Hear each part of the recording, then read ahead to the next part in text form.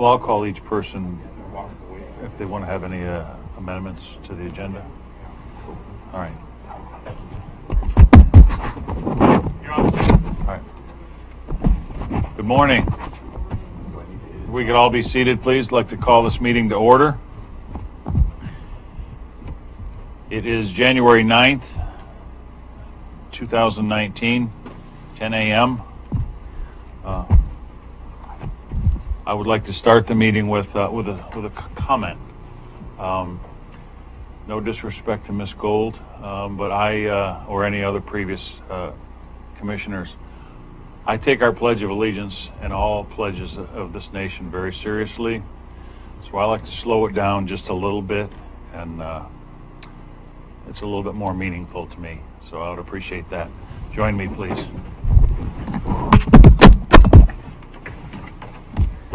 I pledge allegiance to the flag of the United States of America and to the republic for which it stands, one nation, under God, indivisible, with liberty and justice for all. Thank you.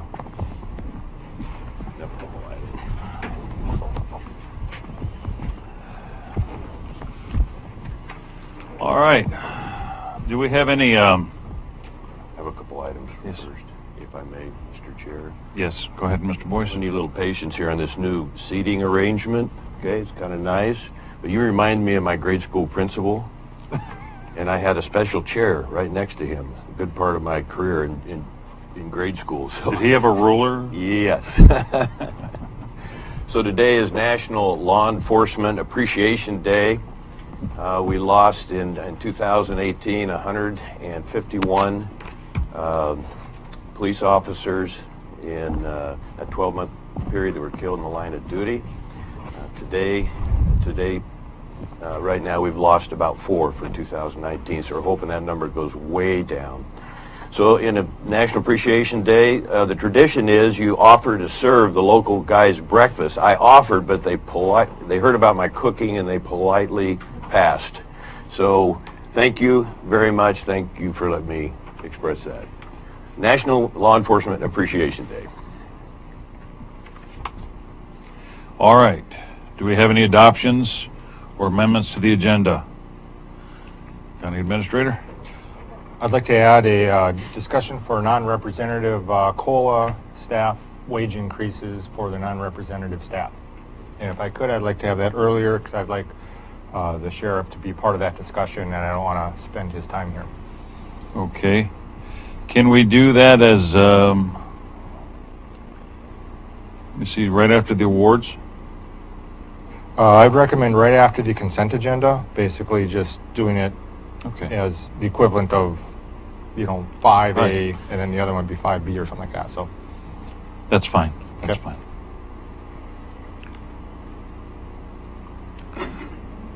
So we're going to make that 5A then? Yep. And then direction labor negotiation will be 5B. Correct.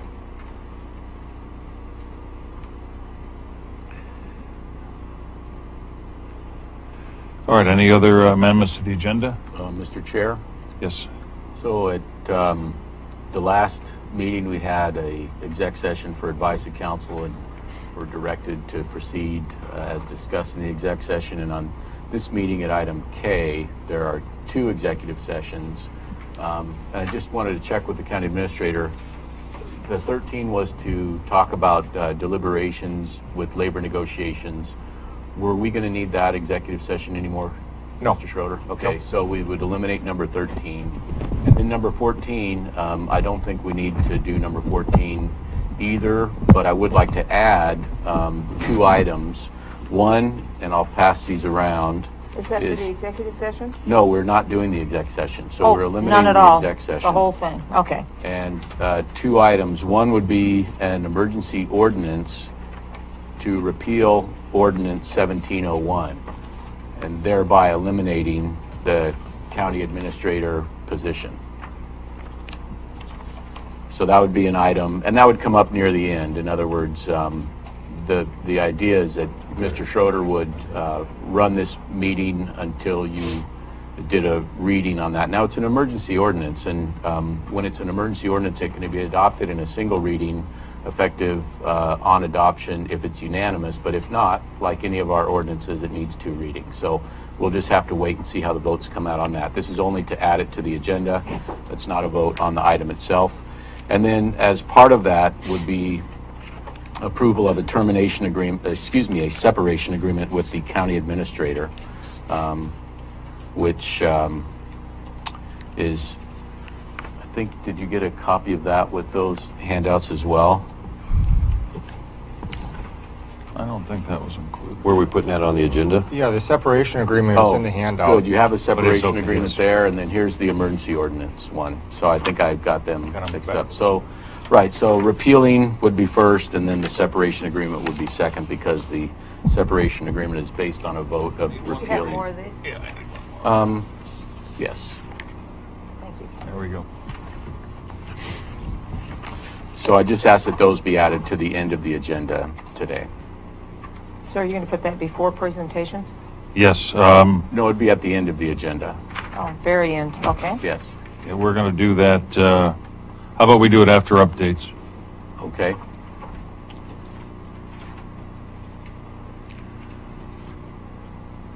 So why don't we make that as K?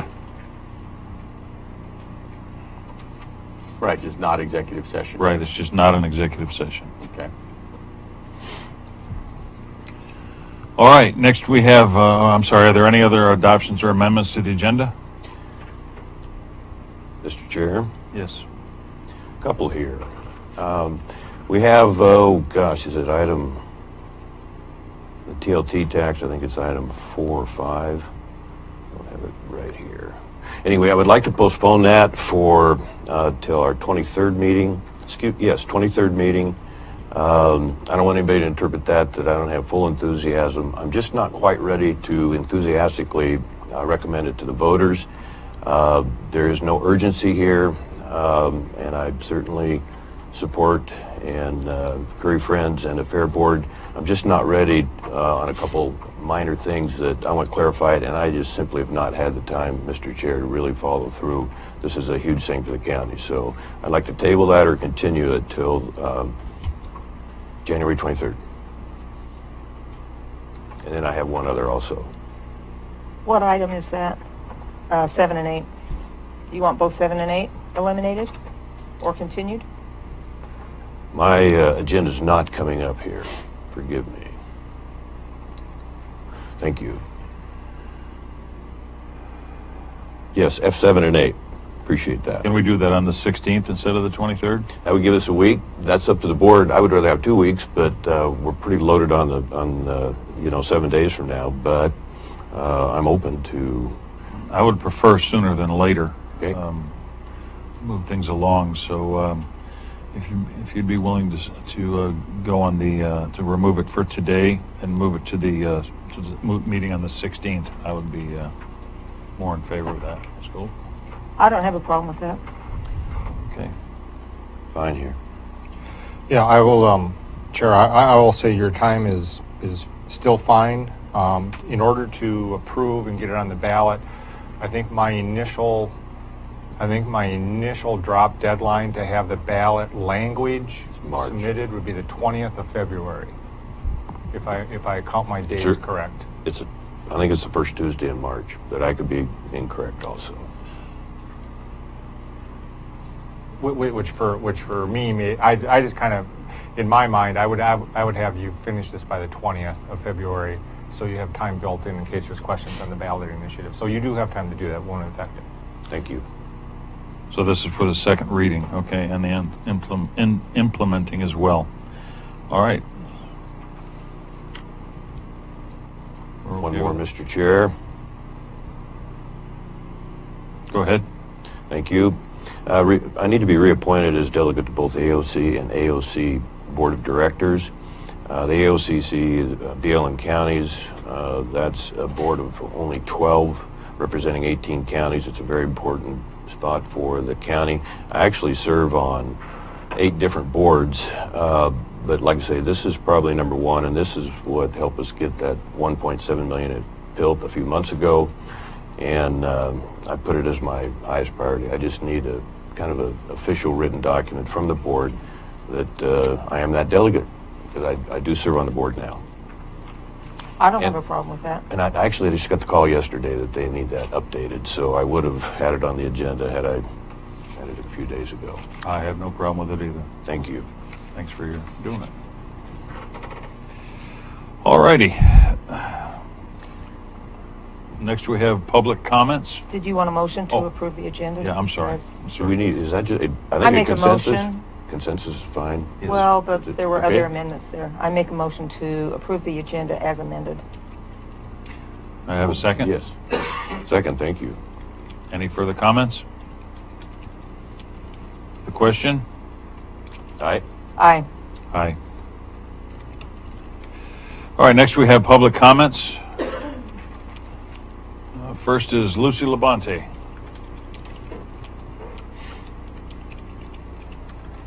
Good morning, Commissioners. Lucy Labonte, 98645 Agnes Road, for the record. And I'm going to read the League of Women Voters position adopted in 1999 on how we govern ourselves in Curry County, and it was reviewed after the last home rule ballot measure and upheld. The members did not want to change it. I also wanted just to say I'm sorry that you removed the transient lodging tax second reading. I understand the emergency ordinance concern, but there were people here wanting to testify on that today on this stormy day, so I'm sorry the second reading was removed. It could have been read and the comments could have been taken. Oh, and one more little thing before I start with my league hat on. I noticed that Oregon Coastal Zone Management Association membership is on the agenda. I encourage you to join that group. I didn't know they were still functioning, but I was chair of that for a while, and I noticed it was on the Soil Water Conservation District radar too. It is all the ports, counties, some of the cities, and some of the soil water conservation districts on the coast, and they all meet.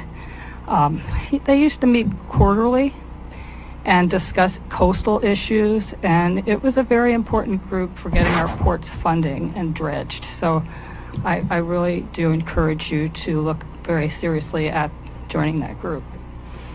Okay, back to the League of Women Voters. I'm the president of the League of Women Voters of Curry County. And the League of Women Voters of Curry County supports a county government led by 3 duly elected commissioners who follow state laws on budget and county rules on personnel evaluation. Alternative sources of funding should be explored.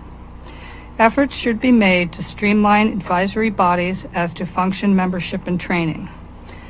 The League of Women Voters of Curry County believes that the Board of Commissioners and all appointed powers should follow the adopted personnel rules and report to people that evaluation has been completed. A program evaluation procedure should be adopted and implemented on an annual basis. We recommend that the chair of the Board of Commissioners shall make a State of the County report to the people at the beginning of each calendar year. The League of Women Voters of Curry County stresses the importance of adherence to state balanced budget law. County fees and services should reflect the true cost. The League of Women Voters of Curry County supports combining advisory bodies with similar focus, actively recruiting members and providing training for them. The League of Women Voters of Curry County believes all elected county officials should be nonpartisan. And I wanted to just take note when I was reading this morning. I went over your agenda and you don't have a State of the County address today. Actually, we did last time. Oh, you did it in December? 2 days No. ago. Oh, We 2 had a days meeting on ago. the 7th. Okay, because I looked on that agenda and I didn't see it either. It was there. Okay, good. I'm glad you did it. It's usually the outgoing commissioner who does it. Right. It was started by Commissioner Hanscom, I believe, years and years ago, and I know that during the Oles-Roberts years it was dropped, so I'm happy that you're still doing it. Thank you. Thank you. David Barnes.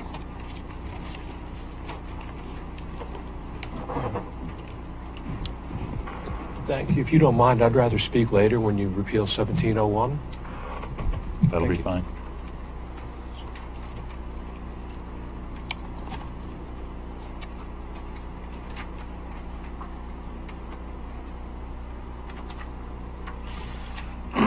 All right, next we're going to go to D on the agenda, which is awards.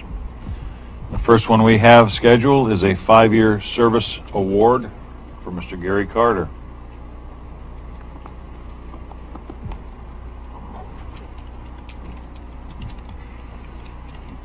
Good morning, Mr. Chair. and Morning. Commissioners. Richard Christensen, Curry County Roadmaster, here with our 5-year service award recipient, Gary Carter.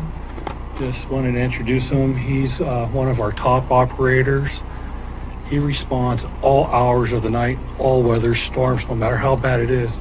He's one of the first people to arrive on the job site and to the facility. Also, he takes great pleasure in training our new employees with CDL licenses, and he's a big part of our team. But I just want to introduce you to him and give him his 5-year service award.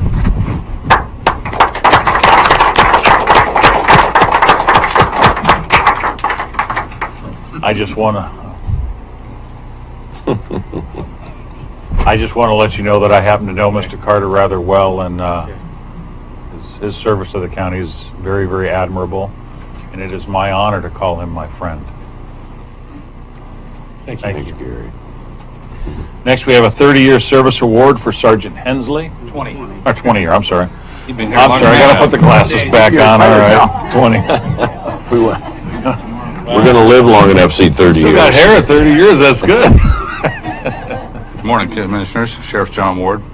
We are here today to recognize Joel for his 20 years of service with the Curry County. Joel started out, I can't believe it's 20 years already, as a corrections deputy, and then moved into patrol. During his patrol stint, he became a detective for about 3 years. And then when I took over as sheriff in 2014, I saw the value in Joel a lot more than just as a patrol deputy. I made him in charge of our jail, made him the jail commander, and boosted him up to sergeant. I'd boost him up a little bit more today, but we have an issue with compression issues I got to deal with first. I also want to recognize his wife, Katie, in the audience, is here to support and put up with all of Joel's shenanigans for the last 20 years. So I appreciate that. Joel's very valuable to us. He takes on additional projects that could be overwhelming for most. Recently, he's working with the City of Brookings and the Portland State University for dispatch consolidation to see, where we go from here. But the biggest thing is working on the tower projects, signing for the towers to deal with not so much towers, but the microwaves and the equipment that we have on those towers. Working very closely with Day Wireless, making sure that we get our communications up and running again as soon as possible. So I couldn't be more prouder to call him my sergeant and my friend. So, Joe. Hey!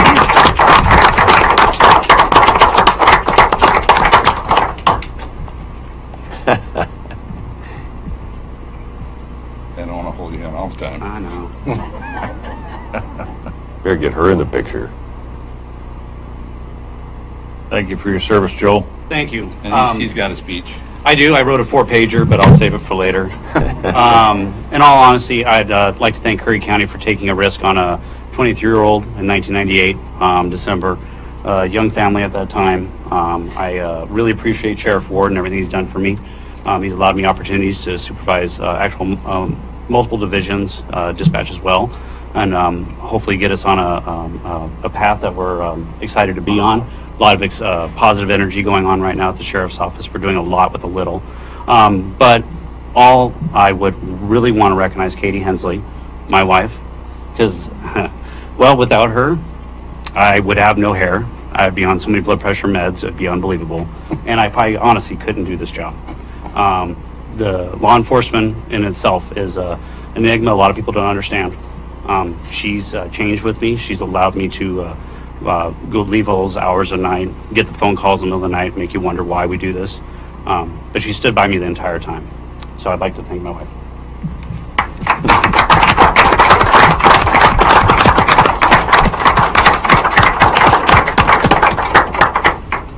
Thanks, Joel. I'd also like to say, as I've said many times publicly, I can't understand everything that you go through being a sheriff, but I am very much pro-military, fire, and law enforcement. And to see you guys, I've always said, running into a building that people is burning or people are shooting at, we're all running out and you guys are running in. We do appreciate your service, sir. Thank you.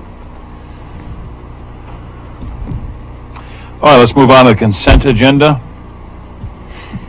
First item is number 3 for the chip rock purchase. Mr. Chair, I think we just need to approve the entire consent agenda. We just did, didn't we? No. You So- approved amendments to the agenda. Basically, you okay. entertain a motion to approve the consent agenda if any items are removed. Okay. I move that we approve the consent agenda as written with items 3 and 4. Yes. Louise, go ahead.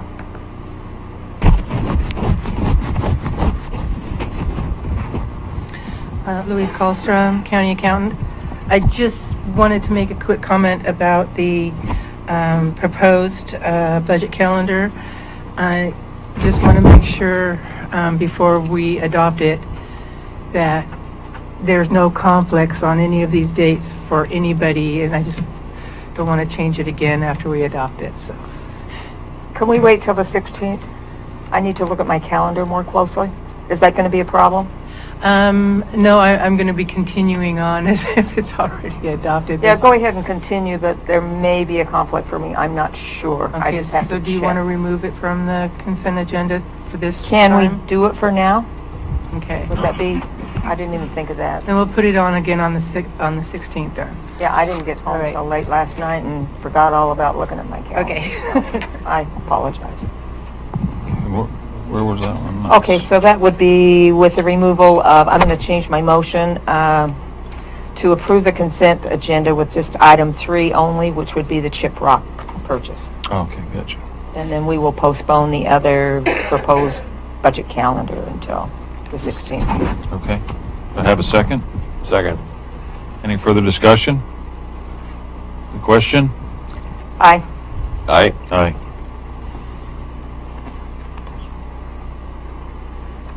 Good job, Roadmaster. Thank you very much. Public partner, or public-private partnership. Very nice. All right, then we're going to move on to the regular agenda.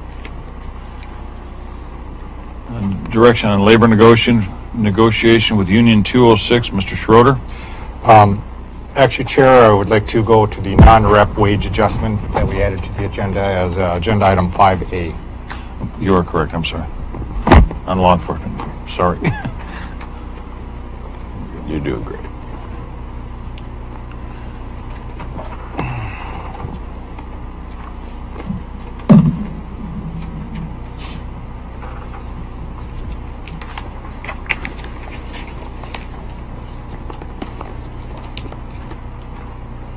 All right, how do you get that done? Exit out top right. There we are.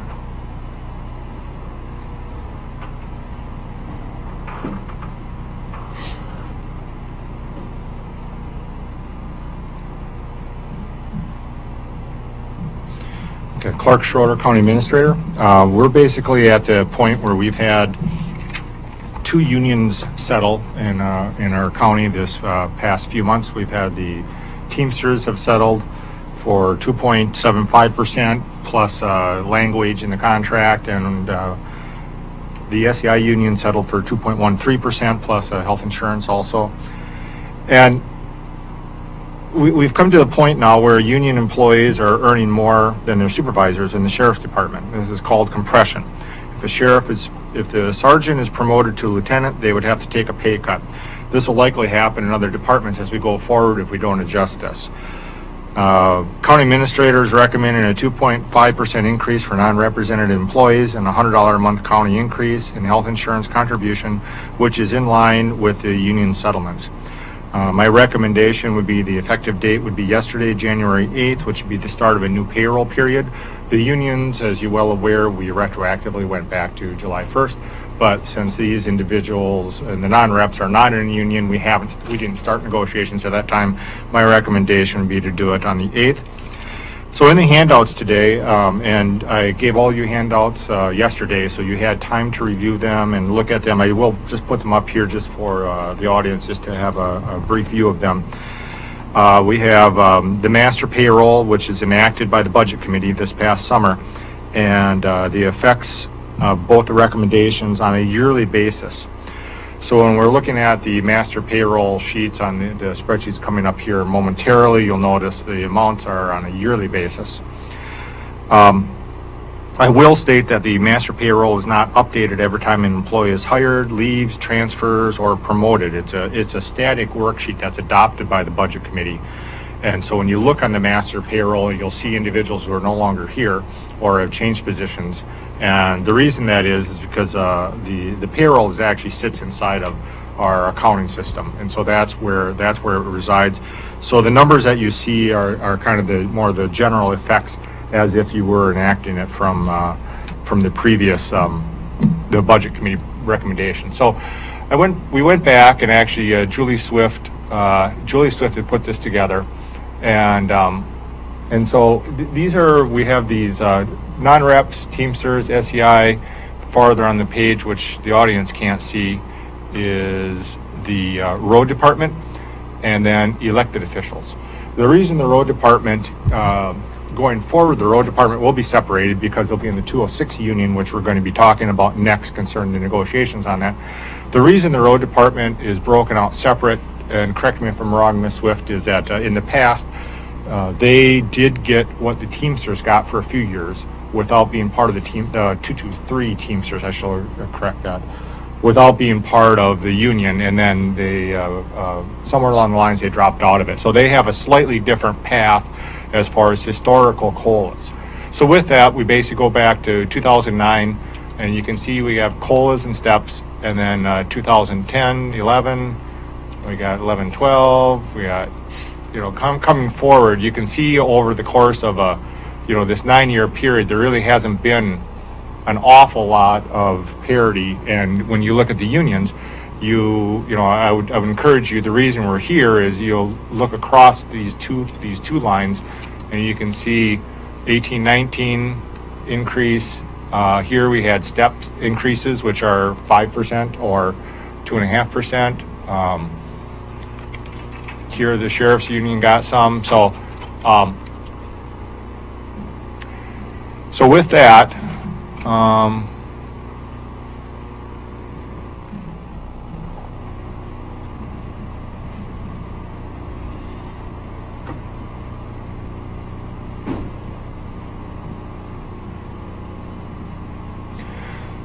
I have a multi-tab spreadsheet here.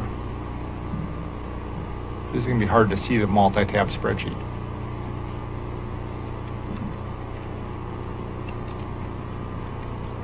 Have you done this before, Julie? Okay. All right. Yeah, it's hard to see. Going from the paper copies, basically, you have the payroll as it was adopted by the Budget Committee at $1.854 million for this group of employees. If we add the 2.5% increase for the COLA, it's a $38,933 increase on an annual basis. That would be, so half of that would be the equivalent of basically half. So it'd be at, and then the third page in your packet, you basically have the $100 increase in county contribution to health insurance, which is $64,000 over the course of a year. So, and that's the total cost. So you can see that title of that page is wage increase plus insurance increase is $64,133. It would basically be about half of that. So the recommendation would be that this would be about a $32,000 adjustment to this year's budget. Because that's half a year is what you're saying. That's correct, yes. Okay. And what we're doing with these union increases And we're waiting till we settle the 206 union.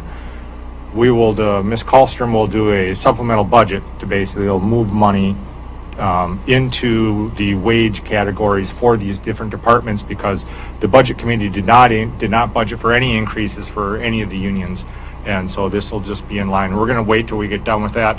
Originally, I was going to wait until the 206 union negotiations were completed, but given the fact that we've run across this wage compression issue, I feel it's untenable to continue with this operation, and so I basically am recommending that you adopt this per the administrator's recommendation, and then we'll continue to negotiate the 206 union, but chances are when you see the pattern of what the non-reps and the other unions have got, I don't think we're tipping our hand, so to speak, in any fashion that will be detrimental to the county negotiations. So with that, I'd direct the council to move to adjust non-rep wages 2.5% and increase county insurance contribution by $100 effective January 8th. I just have one comment. Julie Swift, Payroll and HR. One of the things that's been happening over the last several years is we've had to hire non-represented employees outside of the salary range that the position is set in. Had these increases been, COLA's been given over the years, we wouldn't be running into that issue. So for instance, a building official is normally set at a range 11. Had there been increases on that range 11 over the years, we wouldn't have had to put him at a range 14 to get the money that was required for the position. So that's part of what's happening with this non-rep no COLA, is we're running into having to hire people outside of the salary range that the position is set in.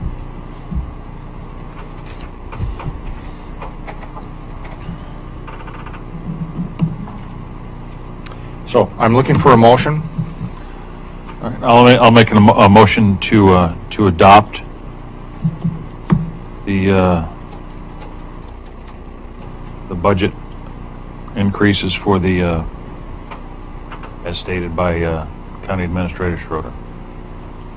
I think it was 33,000 and 32. I'll second that. any further question or comments? The question? Aye. Aye. Aye.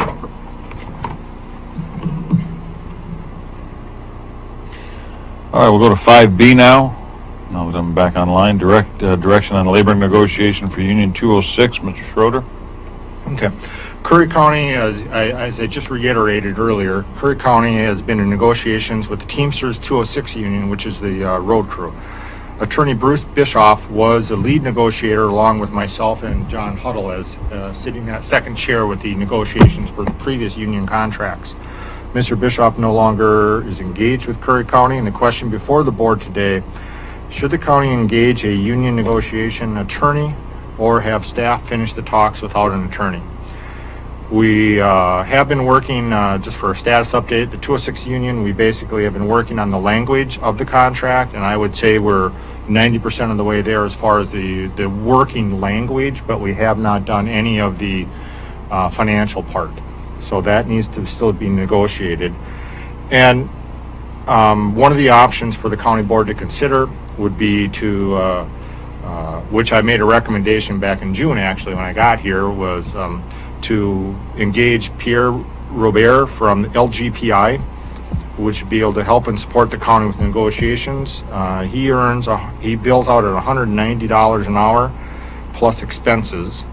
His expenses are $95 an hour for travel and actual hotels or whatever.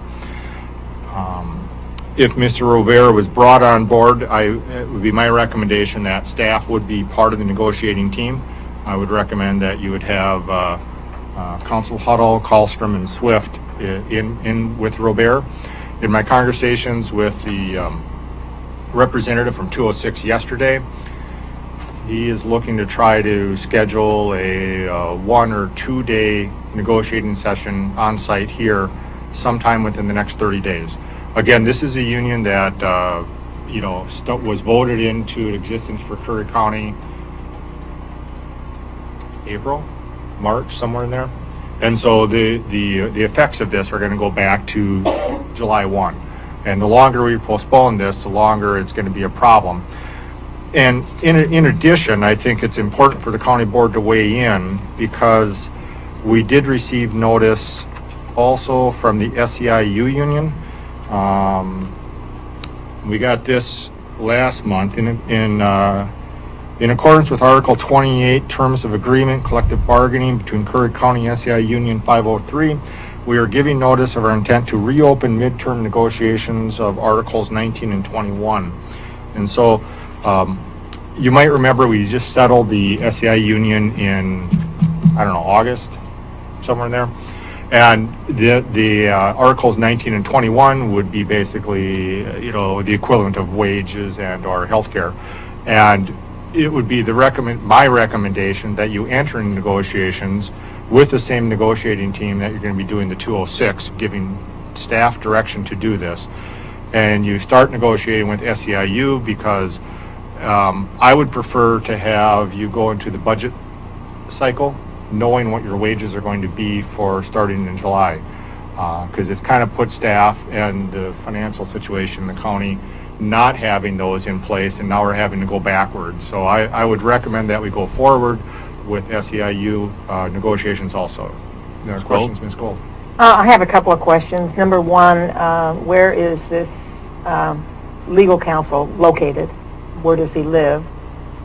LGPI, I think, is out of Salem. Out of Salem. And Yes. question number two, would it be possible to do both unions at the same time so you don't have to pay for the travel time?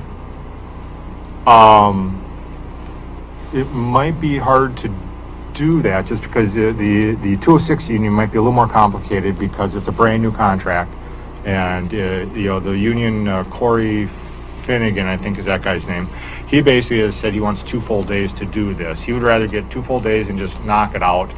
The question is, would you have other staff, because the SEIU staff that's going to be coming down to negotiate, they're from out of town also. They're from Medford, so they have to come here and stay also. So I don't know. I mean, if you were able to get, say, 3 days, bam, bam, bam, do it.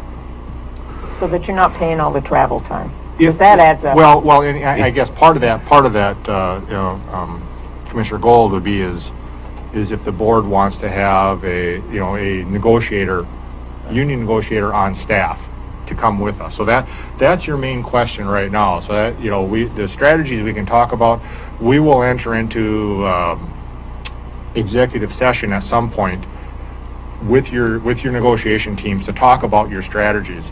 This is basically what is your team going to consist of. Right. And so that I would like some discussion and on that. Briefly, do we have the resources here to do it in-house? I mean, do we have the staffing to do negotiations in-house rather than hiring an outside firm? I believe we do. I guess I would ask maybe Mr. Huddle to weigh in on that. Council Huddle? Thank you. And I've just heard anecdotally before my time, and Julie Swift, actually, I'd like to bring her up to the podium, but my understanding is that we had a commissioner, county council, the head of the department who's was primarily affected, as well as the personnel officer, but maybe you could tell us how we've done this in the past. We've done it both ways. Okay. We've used outside labor negotiators as well as just doing our own team. The outside negotiators basically to be the lead voice on the team, and then we had my position, council, usually a department head. In the past we did have a commissioner, although it's been recommended not to have a commissioner on the team because they are ultimately approving the contract. So, we've done it both ways. We've had LGPI represent us. We had a representative from Oregon School Boards Association be our representative. We had Mark Wolf from Local Government Law Group a couple years ago. So it's really up to the board how you want to do it. I think we have the ability to do it without, but it's also when you have an expert doing it or helping you out, I think it makes a difference. Well, is there a way we could put them possibly on a retainer that if we have a question we could call and ask? Well, we can always consult with LGPI because we are members of that group already. So there we go. So, Commissioner Boyce? Local Government Personnel Institute. which now is actually under the League of Oregon Cities. It was a group formed by AOC and LOC, and there's been some upheaval in the structure lately, so right now it's under just LOC. Commissioner Boyce. Thank you, Mr. Chair.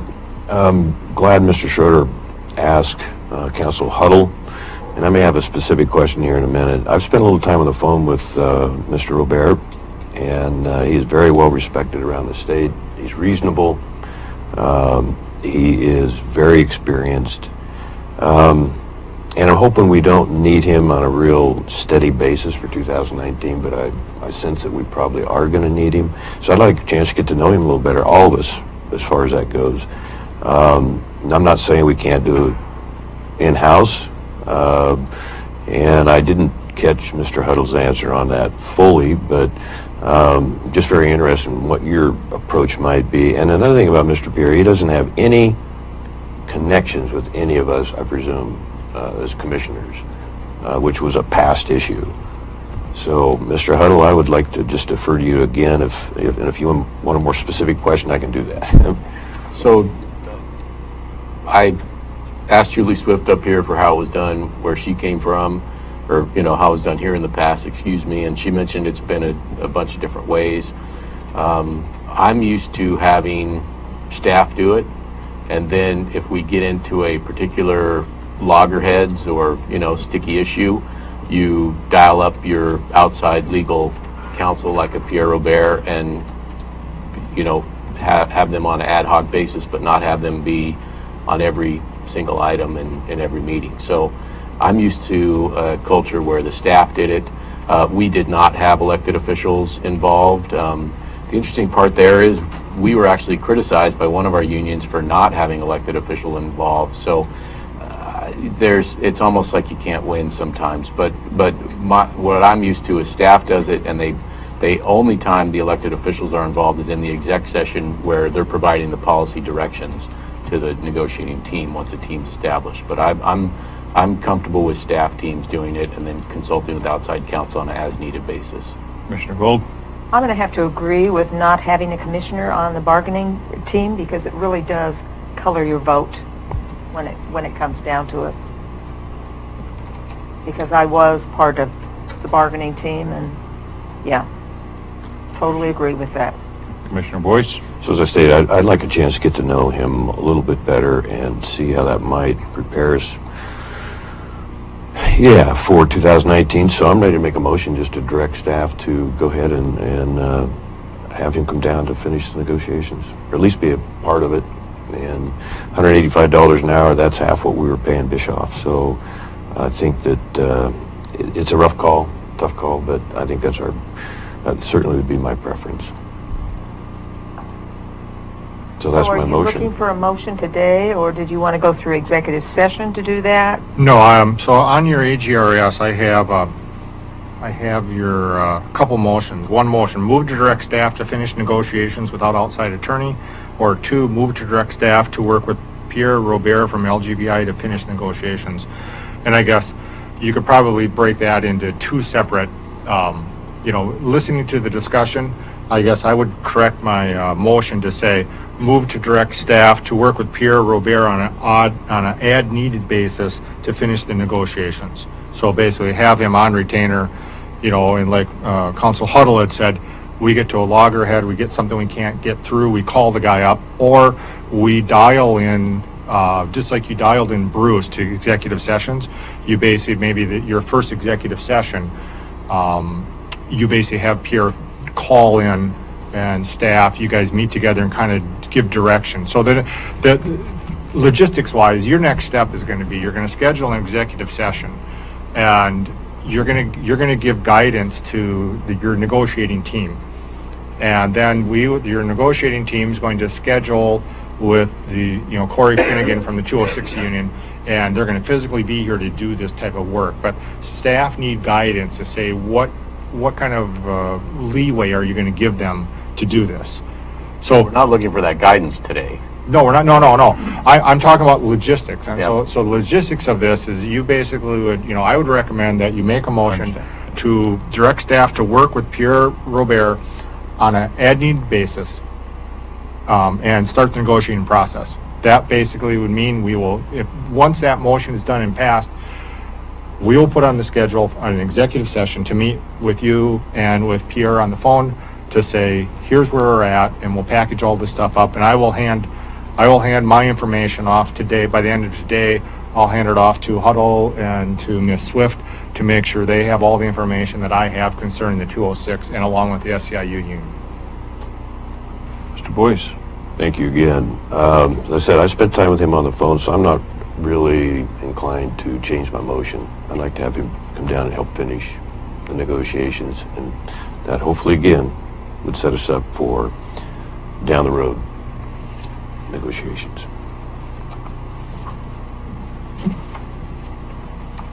So you want a motion to bring Mr. Bishop down? Not Bishop. Not Bishop, I'm sorry. Okay. Robert. Down now Yes. to deal with this. Do I have a second?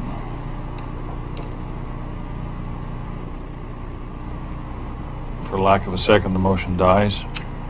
I so move to bring Robert Pierre, or whatever his last name is, down as an as-needed basis. We can phone in and get the necessary advice that we need. And have a county staff. Have county staff take care of the negotiations. Do I have a second? I'll make a second. Any further discussion? I'd like to say I agree with Mr. Boyce that we need to have a relationship with Mr. Robert, and I think it's best to take small steps. To have him come in as needed on this, for me, is a good way to start it. I agree with Council Huddle that our staff should be the first people that we delegate to look into this and move it forward. And again, relying on your comments and his expertise, we can call him and bring him in as needed. Any further comments? The question? Aye. Aye. Aye. Thank you. All right, next item on the agenda is department head meeting, commissioner schedule. Mr. Schroeder. Curry County has department head meetings the second Tuesday of each month with possible fourth Tuesday meeting if needed. We have had a rotating schedule of commissioners attend these meetings, as no two commissioners can attend at the same time due to open meeting violations. With that in your packet, you will see the proposed schedule, which obviously can be switched around if people are on vacation or they're not going to be here for a month or whatever, but this is a proposed schedule. And the next meeting, we would have had a meeting yesterday on the 8th. I canceled that department head meeting due to the uncertainty of the administrator's position. So the next meeting for the department heads will be on January 22nd with Commissioner Gold in attendance. With that, I would seek a motion to adopt commissioner schedule for department head meetings. Commissioner Boyce. Yeah, there's not any need, and again, it's a wrong read. I want the public to know where we are in the open public meeting laws. Once again, you know, it seems complicated, but it really isn't. I've got to know so many commissioners around the state, and nobody interprets that open public meetings law as does Curry County, or at least part of Curry County. And that is the silly notion that you can't be under the same roof at the same time outside of a board meeting. Nobody else operates that way. It's horribly impractical. It's almost to the point of being silly. So there's benefit to that, and I just want the public to know that by us being on our honor, any two commissioners, any public officials for that matter, it is really simple. You serve with integrity, and you fulfill your obligation, and you just don't discuss business. You just don't. And that's the way the other commissioners operate. Ms. Gold? I'd just like to ask Council Huddle, what are your feelings on this matter.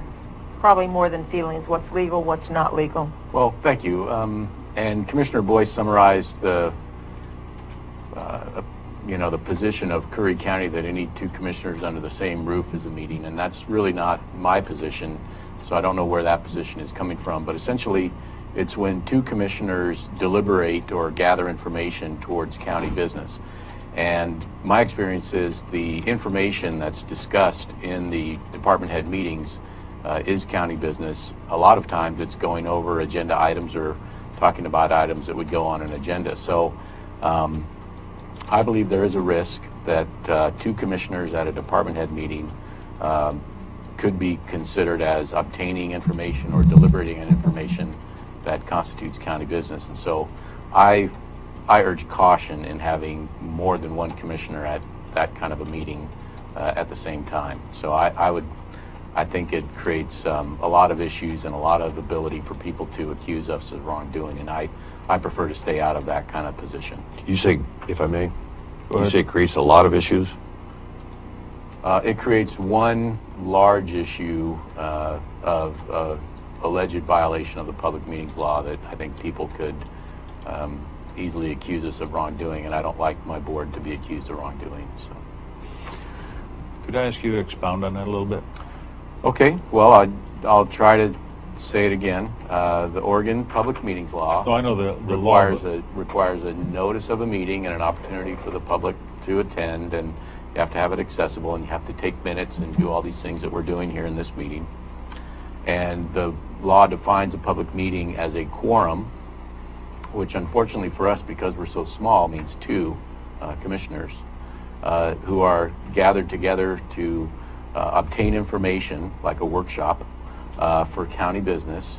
And again, not every item, Commissioner Boyce is right in some ways, not every item that we do in the department head meetings would constitute board action or county business, but very often we're talking about items. Sometimes we can go over the agenda and ask people what they have for the agenda. So very often the department head meetings are talking about county business. So if two commissioners are in there obtaining information about county business and participating and deliberating on those items, then there's a very easy argument to make by connecting the dots that that is a public meeting, and then we need minutes and notice and public attendance and those kind of things. So I also I've been doing this for decades, and You're that old? notwithstanding Commissioner Boyce's representation of what other counties do. And by the way, I go to all of the meetings with all the other county councils when we have these annual conferences, and my understanding is they're of the same opinion as me. And even the Lane County case, where the commissioners didn't even have a quorum in the same room, they felt that there was a court opined that could still be sharing of information serially could be a violation of the meetings law. So again, I'm just urging caution. I advise against it. I think it opens us up to criticism and attack, and I don't want my board to have that happen to them. That's why I'm advising against it. Ms. Gold, Commissioner Gold, I'm sorry. I really feel that we need to follow council's advice. That's what he's here for, and he's here to protect us. So I would like to make a motion that we accept the schedule as written, with the exception that people can change places in case they can't be there. I'll second that for further discussion. County Administrator, is this something that you normally attend? Yes, in my Right. 7-month tenure, I would lead the discussion. I'd put on an agenda. I would I'd put an agenda out a few days ahead of time for the department heads, and they could add things to the agenda. I would coordinate the meeting and manage the meeting. And is a commissioner there with you at that time? And then there's commissioner. That commissioner would be attending one of the meetings, would attend that department head meeting. And I think it's a very useful meeting. I would hate to have the meeting go away. I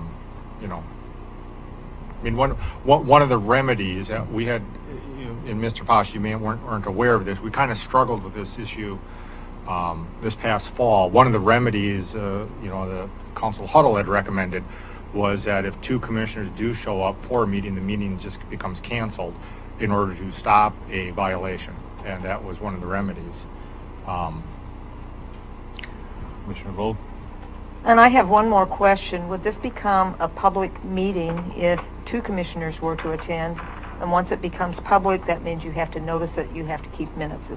Did I understand that correctly, Council Huddle? Right, like I said, the public meetings law has all those requirements once you have a public meeting, and it broadly defines a public meeting as two commissioners, gathering information or deliberating on items of county business. And so it's unfortunate that a quorum is just two commissioners, but that's really, it's not that complicated. And by the way, before we had a county administrator, these department head meetings were essentially chaired or run by the county council. And for the longest, and at that time, there had always been the serial attendance taking turns by one commissioner.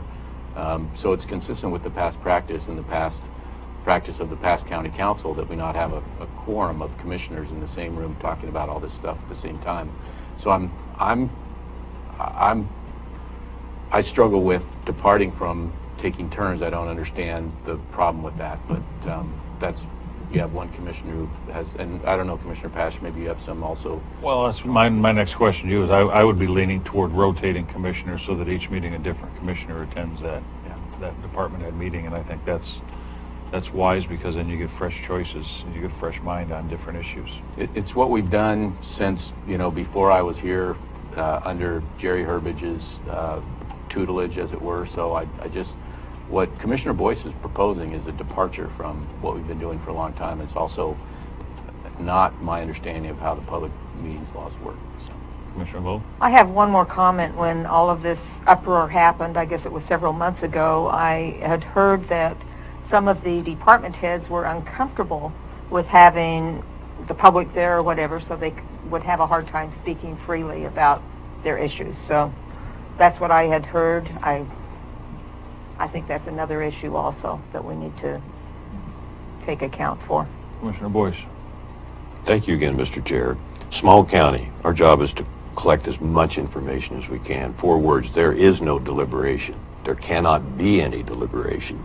So to go to a meeting, unless we could amend the motion to have the commissioner responsibly report back to the board so we can be updated on issues and concerns from the department heads. Being able to go 1 out of every 3 meetings doesn't build a base for solving problems, in my view. Bickford County maybe, but I'm going to stress, there cannot be any deliberation because you're sitting there listening and learning and supporting. Thank you. Commissioner Gold? So if there were a report back at one of these commission meetings on what happened at the department meetings, would you be comfortable with having a schedule? Oh, was that a question to me? I'm sorry. You're the one that's not wanting a schedule. I'm I did say I assuming. didn't want a schedule. Oh, okay. I'm not here for a fight. I'm my... very much in support of having staff meetings on a general basis, department manager meetings. That kind of connection can be very productive with the issues. And I sense we're spending plenty of time on this. I'm going to stand down. I would rather be able to attend and listen intently and do my job. But if that's impossible and the board is not in agreement with that, then I'll support the motion as stated, Mr. Chair. Well, I'd like to say, as I've spoken publicly about, I don't understand how this quorum rule is. It's a part of our government, and we have to deal with it. I can't imagine not being able to speak with your business partners on a county and speak about strategies and that over a cup of coffee without having a public meeting. So those are my opinions. I guess my question, and I think it was Commissioner Gold's question, was if we can have a report drawn, which I think is prudent, to the other commissioners and the board as the results and questions from those meetings, would you be willing to? Certainly, I think that would be very helpful. All right, so Commissioner Gold, are you willing to amend your motion? That's fine. I don't have a problem with that. Okay, so would you please restate your motion? I make a motion that we accept the schedule as written with the understanding that there will be a report back from whoever the commissioner is regarding the issues that took place. Do I have a second? Second. Any further comments? want to make sure we don't put any department heads or people that give testimony in those meetings at a tough position if they are, if any of it is protected or concerned. I presume should not be an issue. Thank you. We'll keep on top of it. Thank you. Thank you. Any further discussion? The question? Aye. Aye. Aye. All right, let me see. We're skipping 7 and 8, so next would be presentations. And that would be AOC, road fund invoice discussion. Okay.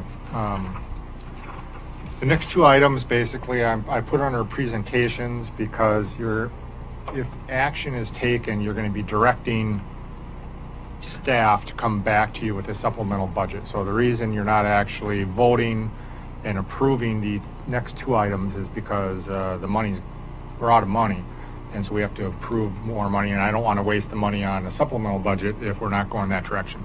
So the first item before you is a AOC special assessment for road funds. So a few years, AOC was commingling funds for both general funds and funds that were dedicated to be utilized only on road-related advocacy and lobbying. This resulted in a shortfall of funds in the road fund from AOC, so not confused with the county road fund. This is the AOC road fund, and they went in the hole $913,000. The AOC board voted to send a special assessment to counties for funds which were utilized for general lobbying.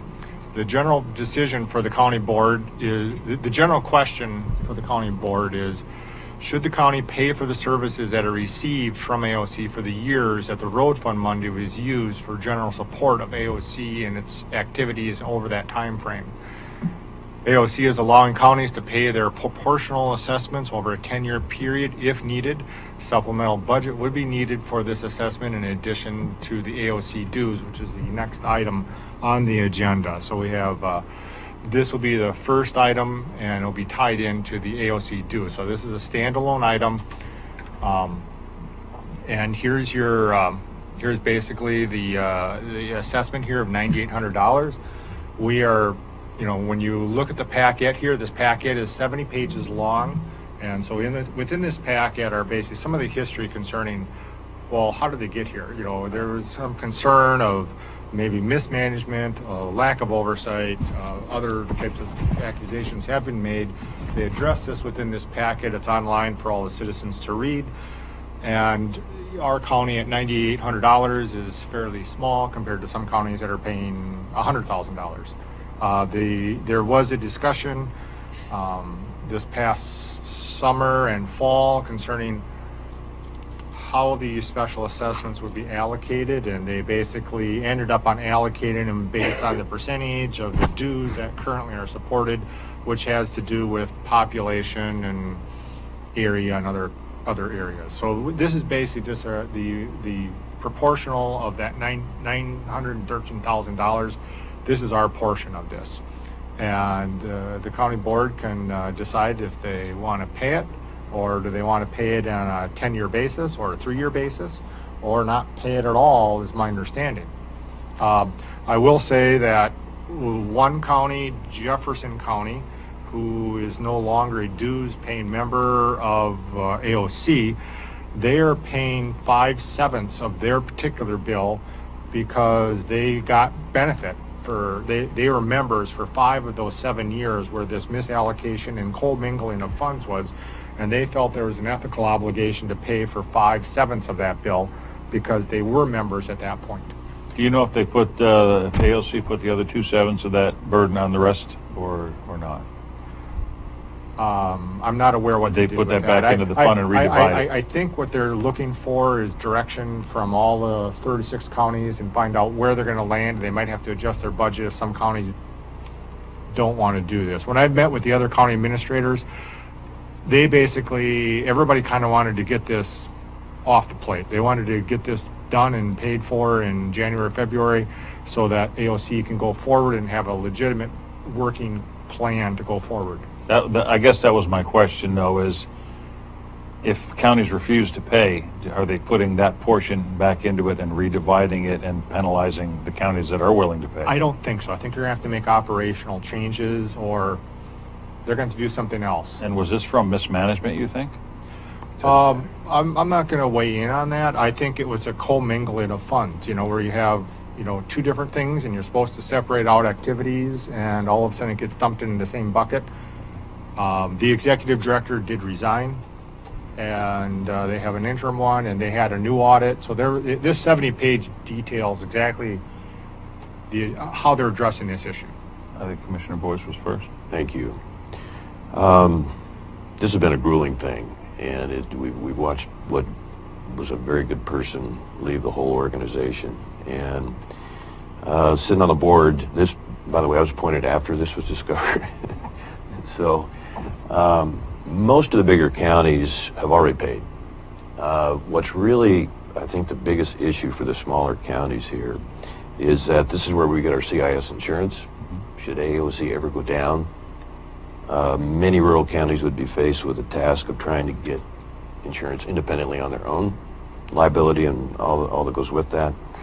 And then what they do in the legislature is especially good for rural counties, as I'm sure you know. So us being able to support them is, from my perspective, something as simple but equally very important, county college, the benefit that is to the commissioners. Can't stress that enough. And as Mr. Schroeder said, we have 10 years to pay that if we need to do that. And so it is a bittersweet sort of thing, but we do need to support AOC. The decisions and the almost want to say the retrofit that they have done and are doing to make sure this doesn't happen again with double audits. I've got a lot of confidence that especially new people that are on the board above my pay scale are going to fix this, and we won't be dealing with this again. We need to send them into this full session coming up February 1st with a lot of support. So I don't know where we're going to come up with the money, but yes, Mr. Chair, if we can spread that over even 5 years, I think that would be very, very beneficial to our county. Thank you. Ms. Gold, Commissioner Gold.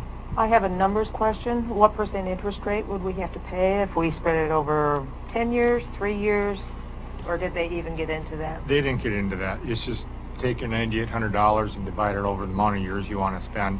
I think one of the issues the county board should consider is if you're obligating a future board to a decision you make today. So let's say you make a 5-year commitment. What happens and the next election happens and that board says, I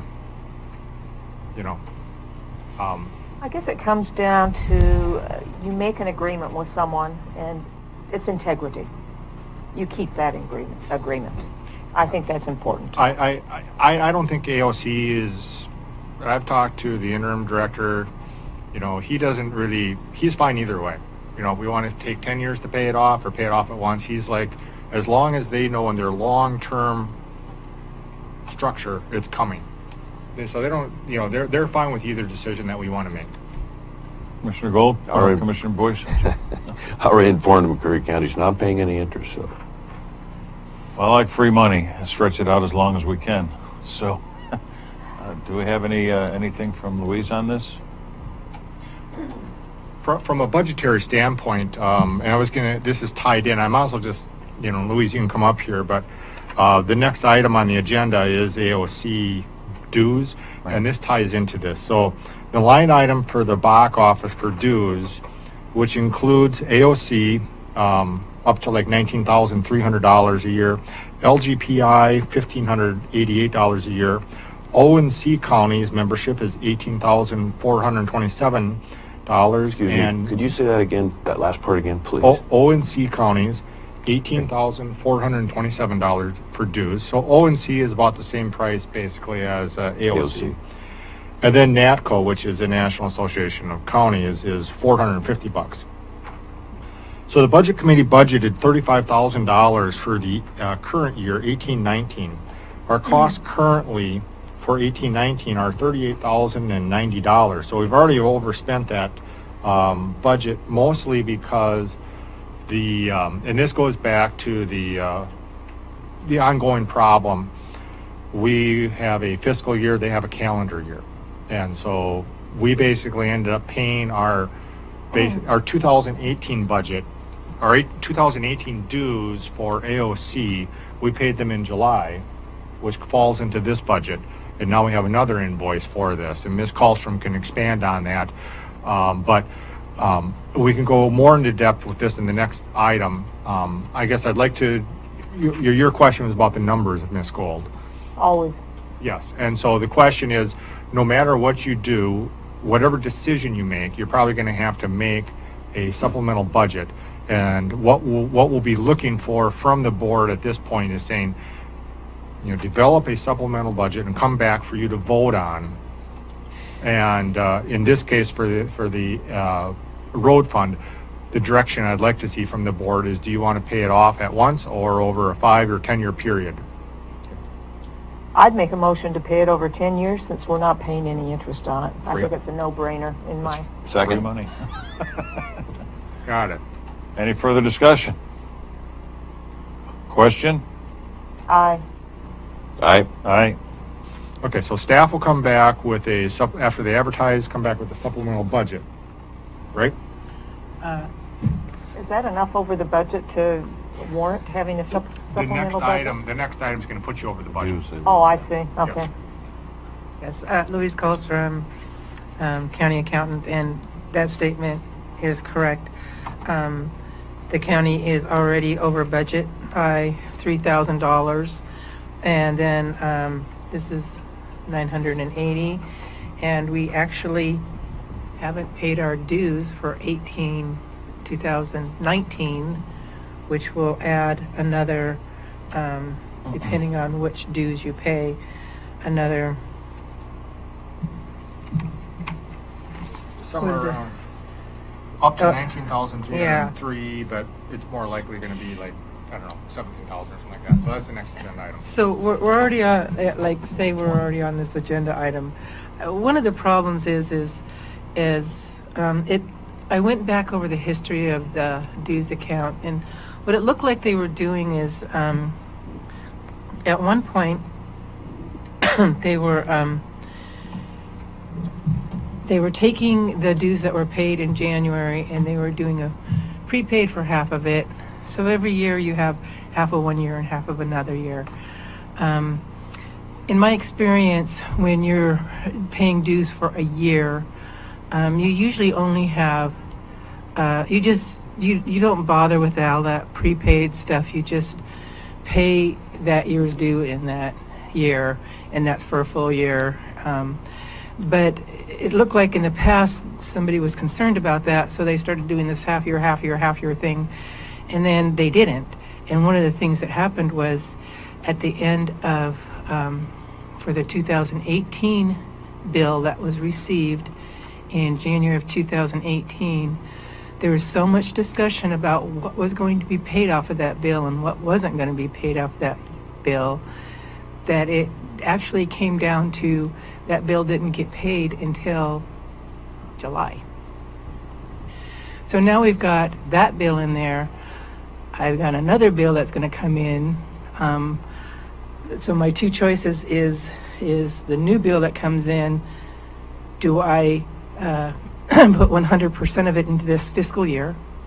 And in that case, I need a supplemental budget for around $18,000 plus this $1,000 plus the $3,000 that's over. Or do I continue this weird prepaid in the middle of a year type thing that usually we don't do that kind of thing? And in that case, I'll need another $8,500 plus that $1,000 plus the $3,000 that is over. So bottom line, what we're looking at is... We're looking at a supplemental budget no matter what you guys do. Okay. And I'm looking at this, at the voluntary dues versus the mandatory dues. And I think it's really important that we keep our membership simply for the insurance, if nothing else. But Yes.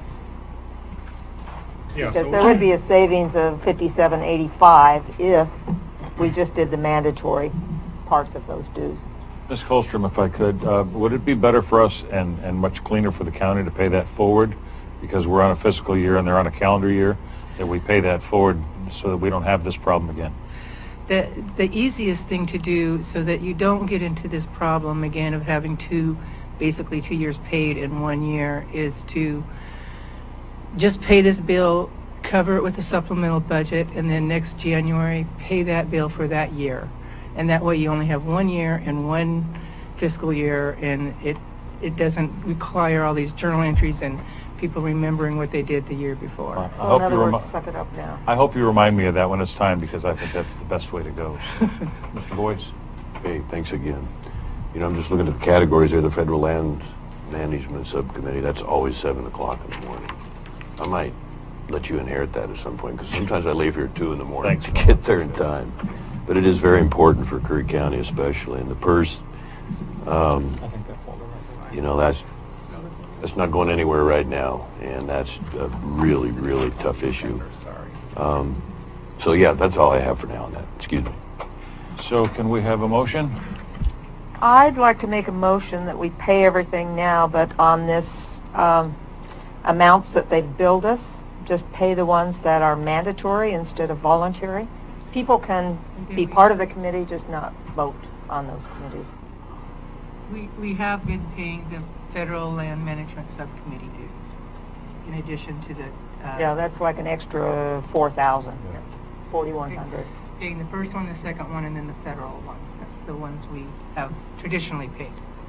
Thank you.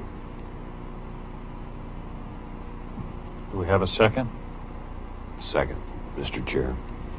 And could you your motion basically? You want me is just to reiterate my motion? My Yes. motion is that we pay both bills, but So it's- $13,518.48, which would just be the mandatory just those part. top two. Got it. Mhm. Okay. So you're not including federal land management? No, because that's a huge amount. I realize that it's important, but certainly people can go to those meetings. It just would mean they wouldn't vote, so. Well, you might guess I have a little bit of an adverse opinion to that. And then That's why I was curious why you Yeah. seconded my motion. well, I didn't know, I guess I didn't understand that you were taking that category out. Now I'm looking at veterans dues, so no, I can't support that motion. Forgive me, Mr. Chair. All right, so let me call, is there a second to the motion? He withdrew the second. He was right. Having no second, I withdraw the motion. I'd like to make a motion that we do the three, the AOC General Fund, the Public Lands Fund, and the Federal Land Management. I think they're extremely important to this county right now, especially with all we have going on. Boy, it's hard not to include veterans on that. And That's my motion. Do I have a second? I'll second. Any further discussion? Call for the question. Aye. Aye. Aye. Okay, thank you. That will come back to you. We probably need I to... can do it on the 16th. This one, because of the appropriation level in that non-departmental where these are paid out of, I don't need to do an advertised supplemental budget, so it will come back to you next week as a supplemental budget, as well as the 4 that I just advertised for next week. Commissioner Boyce? Just quick comment on NACO. That sometimes when you get just as an excuse to get on an airplane and it's for $450, that's not a lot of money. But when you go through county college, you'll find some bigger county commissioners that will get information back to you, and it's very helpful and saves you the need to. It's a very good organization, but that's just one way to save a few dollars there. Okay. All right, next we have, go through all the dues. Okay, so this item here is, again, a discussion point where if you wanted to pay dues, it would actually be another addition to the supplemental budget, which would be for next week. So the The Oregon Coastal Zone Management Association unites local governments and elected and appointed officials in the Oregon coast. Through OCZMA, local government officials advocate with collective voice on coastal policy, exchange ideas, and build new leadership skills, pursue transformational and cost-effective solutions, enrich the public's understanding of local governments, and exercise exemplary leadership. So in discussions with them, because I, you know, as a county administrator, I've gotten these notices. I've never gone to a meeting, but I did ask the question, are we members? And the dues are currently $4,000, and we got that invoice in August, and we didn't pay it. We haven't paid dues since 2015. That was 1 year. We had a few years before that we weren't members, but we had a whole string of years in the late 2000s where we were members every single year. And the dues used to be $10,000. They used to be more. And so in talking with the director, the OCZMA bylaws, membership is only ended when a resolution is passed by the organization. So we're not currently due paying members, but we are more than welcome to attend the meetings. So this is one of those same issues that you're talking about with AOC. You're more than willing to attend the meetings, and you guys, if you want to be noticed on this before I leave today, I will, do an email so you know about the meetings. But if you want to be due paying members, it's $4,000. And in the packet today, you were able to read their mission and what they've done and some of the history here, and there are they do some good work, and if you want to pay the dues, you can. With that, I'd entertain a motion to say move to pay invoice for OCZMA, or move to direct staff to bring back a resolution withdrawing from OCMA, or you don't have to have a motion at all. You can just go to the meetings. Commissioner Boyce. Once again, thank you. I'd like to spend a little time with Representative David Brock-Smith on this. He's very familiar with this, so I would prefer not to commit to paying dues today. However, I'm going to meet with Gary Melliman tomorrow, Emeritus Brookings City Administrator, and I was going to contact Lucy Lamani because I knew she had some significant experience with this. The only thing I would add to that, if we continue this, the 8 major issues that they are focused on that are important to Curry County, five of those 8 are, I think, critical to us, and that's land use, natural resources, fisheries, certainly economic development, and transportation, Highway 101. So, yes, my preference would be to maybe not commit one way or the other on dues today, but I could bring back a report from those 3 people, and they may have some good direction and recommendations for us, Mr. Chair. Why don't we bring this, plan on bringing this back for the 16th? Okay? That's fine. That's okay. Thank you. Okay, so so the only question, I saw Colton raise her hand. The only issue is if we're going to, this is under the same line item as the AOC, and if we're going to do a supplemental budget, it'd be beneficial and effective just to do it all at once and add another $4,000 to that. I'm assuming that's what you're going to say, Ms. Colstrom. Commissioner Boyce, you were first. Thank you. I do want to add, though, if we do get kind of affirmative recommendation from them, it's going to take one commissioner to really devote some time to this, and that means travel, that means contributing, that means asking tough questions, justifying that dues and the expense. So I don't know that would be me or who that would be, but important. Thank you. Commissioner Gold. I was just going to say we are currently members, and we could move the payment till, say, next year. Yep. I would prefer doing that. I know when I was involved with the port, they were members, and this was a really important thing to be a member of because all those marine reserves things were coming in, affecting the fishermen. So the only other recommendation I might have for you, since you really haven't landed on it, you want a little more research, is we put it in a supplemental budget, and then you vote on it next week, yes or no. Just because we're going to notice a supplemental budget, put the $4,000 in there. Next week, you're going to get to vote. You're going to have a regular motion on your road fund and your AOC dues. I mean, I know you voted about that, but we're going to basically put that in the supplemental budget. You can take it out next week if you don't want to pay these dues, if you want further deliberations on this. But that way, if you do want to join, it would be done as far as the supplemental budget goes in notice. So moved, Mr. Chair. I think that's a good recommendation. I'll second that. Any further discussion? I just like the idea that we're not absolutely tied into it. Yeah, you guys, yeah, so basically this gives you a week to kind of, get your, no pun intended, ducks in a row and figure out, do you want to pay that $4,000 or not, and pull it out next week if you don't. Well, there could even be more than a week because you could just pay it next year. So. I'll bring back a report, Mr. Chair. Call for the question? Aye. Aye. Aye.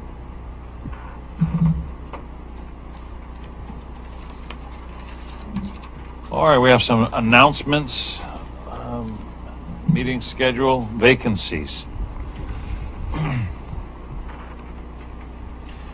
Vacancies are the Ambulance Service Area Advisory Committee. It's a law enforcement position. Planning Commission, 2 members for South County, which their terms will be expiring April 1st, 2021 and June 6th, 2022. Building Codes Appeals Board, an 8-member board. County Compensation Board, 2 members with terms expiring December 31st, 2019 and December 31st, 2021. Then we have January 16th, 2019 general meeting at 10 a.m. Commissioners Hearing Room. January 21st, county offices will be closed for Martin Luther King Day. And February 6th of 2019, a general meeting at 10 a.m. in the Commissioners Hearing Room. Next, we have County Administrator updates. Administrator Schroeder. Yeah, within your, I won't go over it, but in your packet today and online, there was the surveyor's report. I encourage you to review that. I'll give a code enforcement update verbally. We don't normally put that online due to the sensitivity of the nature of that stuff, but I will start with basically saying, shout out to the DA's office for a good job. There was a journalism professor at the University of Oregon told his class to request public records for the last 5 years for every district attorney's office in Oregon. State law says the DA has to respond to the request within 5 business days. 6 counties, including Klamath, never even replied to the students. Hood River County District Attorney even ignored the follow emails asking why they hadn't done that. But Southern Oregon, Josephine, Jackson, and Curry counties all emailed back within 5 days. So good job for the DA and good job for the staff. I know that was one thing that has been kind of tightened up over the last 6 months is public records request and the procedures and policies for the public to get information and receive information from that. Just as an update for that for citizens, if you're going to be going to the planning department or the building department, you'll be following the same procedures for public records requests as any other department in the county does. So there'll be forms to fill out, and that form will basically be responded to in 5 days with the amount of money it would take to get this particular piece of information back. It's one way that we're trying to capture dollars that from a fee base to increase revenue to the county, and basically making sure all the departments follow public records policies, and collecting of that dollars is one way that we can help support the county. So I just wanted to say thank you for that. From code enforcement, we had 13 new cases that came on board in December, and they involved blocked access to driveways, illegal camping, sanitation, posting of notices for dangerous buildings, draining and excavation without a permit, trash, more illegal camping, more illegal grading, abandoned buildings, unsafe, animal impound issue, another illegal grading, another illegal camping, and blocked access to property. We had 14 follow-up and progress checks on old cases. And I will, so we have a tracking sheet, and it's large and has lots of information on it.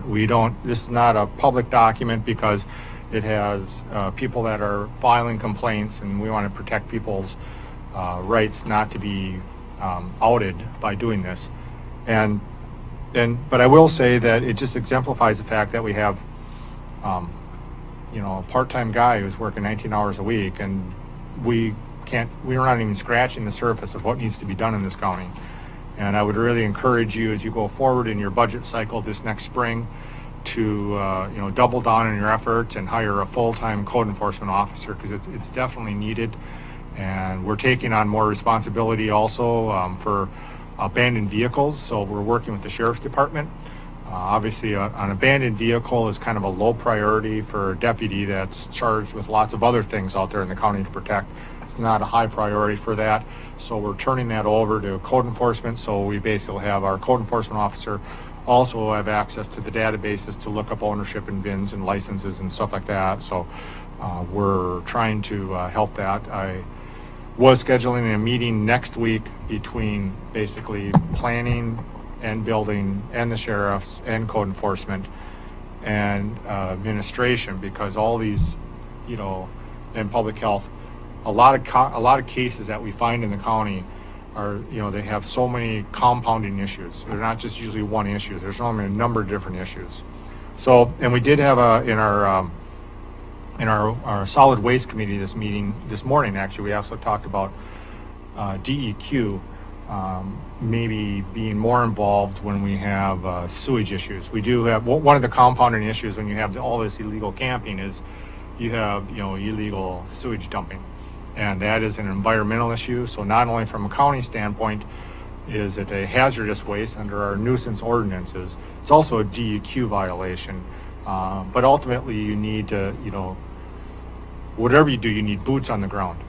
And DEQ is no different than us. It's hard to get boots on the ground to come out and investigate one case. So we want to make sure we're just coordinating our efforts between the state agencies and the counties to do this. So future agenda items.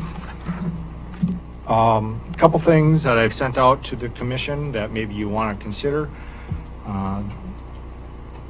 There was a road fund loan ordinance that came out last year, and I think it might be good for this board to review that at some point in the future, maybe have a workshop on that, because I know there was some discussion concerning the flexibility and the allowability of this ordinance to be able to loan money. I think it'd be good for this board to either concur with that ordinance and make sure that they're aligned with the requirements and the interest rates, the payback schedules, all those things that deal with that. Just my recommendation that you have a workshop so everybody can revisit that issue. And if you want to change that, you certainly could. The Flores Lake discussion, I don't know if the board wants to, if they want to do that in February or not. What kind of appetite do you guys have to continue down the road concerning, and I did send some information out from the last packet concerning the Flores Lake, the workshop and other information about that. Is there an appetite to continue with this discussion of the Floral Lakes land swap, the 70 acres for the 30 acres on 101? Is there an appetite for that? Personally, I think we should pursue it because we could get land that is actually usable through a land swap. Okay. I will say at this point, I have a couple of meetings scheduled with some people up there that I'm going to be joining in the next couple of weeks. And I'd like to reserve my comments because I'm new here until that time. Okay. Yeah, I think it's good. It's just I think I stated last meeting, it's not a real high priority right now, but maybe in February we can gain some momentum on that. And are you leaning? by the time. I guess his questions: are you Yes. leaning towards swapping? Okay. So All right. so- That's a good way to Well, so characterize it. 2 or 3 are definitely yes, and I'm a maybe. Yeah, so work with Council Huddle then. He'll probably be putting the agendas together, or at least working with staff that put the agendas together. And I'll leave him the information to get the state involved with that, so he's aware of Perfect. of what that future holds. The other thing that I would like to add to your workshop, if the board is amenable, is from one of the outcomes from the Solid Waste Committee meeting this morning, is CTR will be wanting to roll out recycling bins at individual homes in unincorporated areas. Correct me if I'm wrong there, Ms. Gold? Is that? Yeah, there, plus Cape Ferrello. Yes. And they would like to talk to the board about that, because evidently the board's going to have to take action about that. There's something that has to change within a county ordinance or your licenses for them. I actually don't know why they have to have you approve it, but they do. And I think it'd be beneficial for the board to weigh in to have that in a workshop setting, so that when it comes back before you for a vote, it's just a consent item. So with your permission, I'd like to put that on the 13th of February. That's fine with me. Fine with I me. think it would be good to Okay. be educated. All right.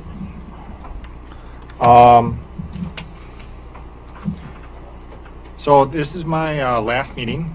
My last official greeting from the Office of Administration. I'll say, as New Year begins, change comes with it. As an appointee to the Curry County Board, my tenure with the county will end today, when the ordinance creating the position of county administrator is repealed by the new Board of Commissioners. Transition from one majority to another is a hallmark of American democracy. It's what makes America great. It's been my distinct pleasure to serve the citizens and staff of Curry County from this office, and I'm thankful to have met so many wonderful, hardworking employees, volunteers, and supporters across the county. Public service is a calling, and I hold up the employees of Curry County for their dedication to serve the public good.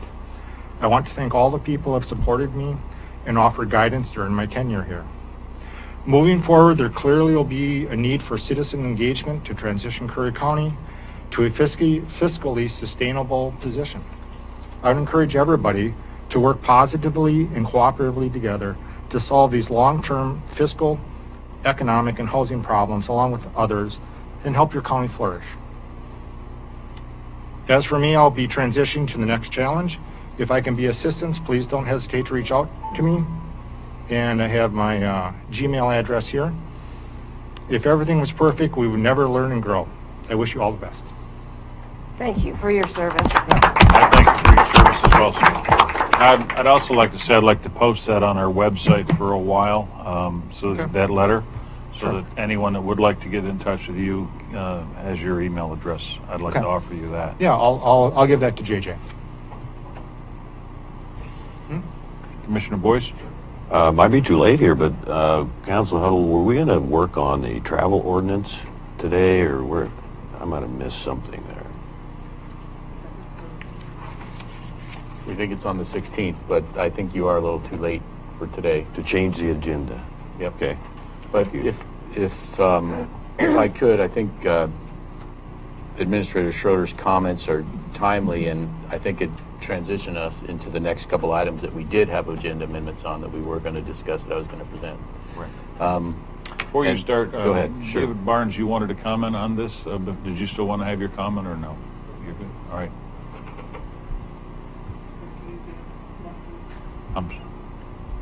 Well, if you want to do, I guess you could do commissioner updates is what Louise is saying is on the agenda, and then we can go to K, but... I thought it was apropos for you to go ahead and Okay, step in at this time. thank you. So at your places and per the agenda amendments, we had what is an emergency ordinance to repeal, so it's an AGRS.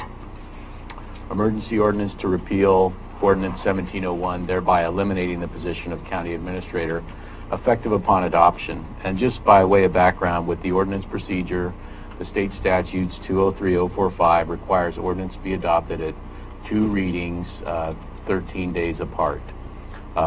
Subsection 4 allows emergency ordinances to be adopted at a single reading by ordinance and title if it is a unanimous vote.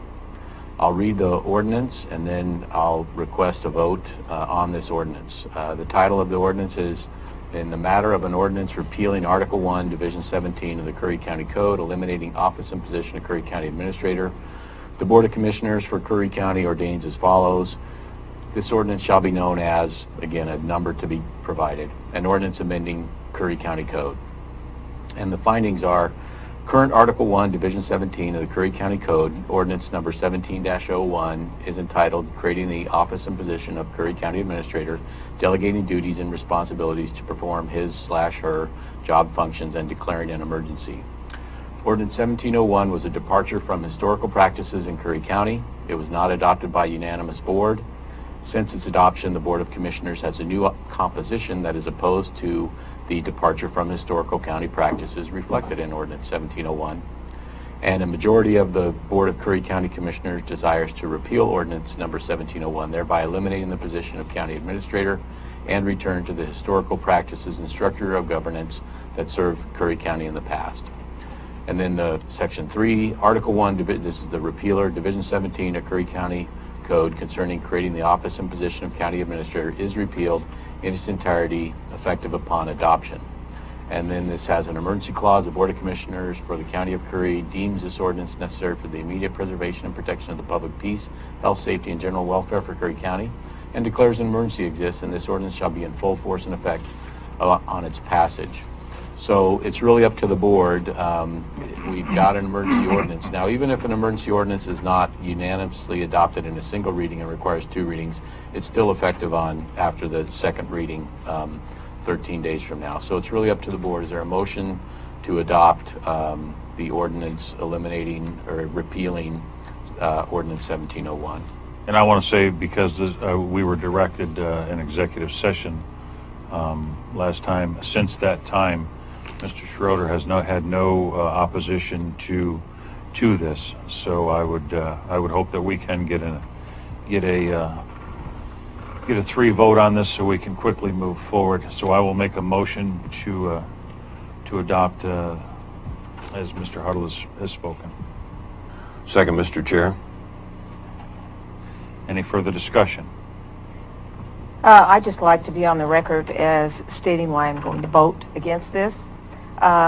In 2004, a citizens task force was put together by the county with about 20 or 30 individuals, and their number one priority was to get a county manager. Another reason I am voting against this is because it would be next to impossible to abide by the public meetings law with 3 commissioners running the county. Another reason I'm against this is because of the continuity issue. A lot of times commissioners coming and going, it's like a revolving door, and so there needs to be some continuity. Another reason I'm against it is because over 50% of the general law counties have administrators. We are a general law county, not a charter county, as was stated previously. So those are going to be my reasons for voting no on this issue. And I want to say that I ran on the premise that we would not have a county administrator. This county has been very successful for decades without one. Julie Schmelzer was here as a director of operations for the county, and I felt she was extremely successful with her position. And I've actually spoken with her many times about the possibility of her coming back. I do agree that we need some sort of a conduit between the commissioners and the different departments. However, I don't think giving all authority to an administrator is a proper way to run a county, and that's just my opinion. Commissioner Boyce? Thank you. If we could have this discussion now, I think it might be helpful. It might be a benefit to Commissioner Gold if we were to consider, and I certainly am, bringing back the Director of Administration, Economic Development, Curry Community Development.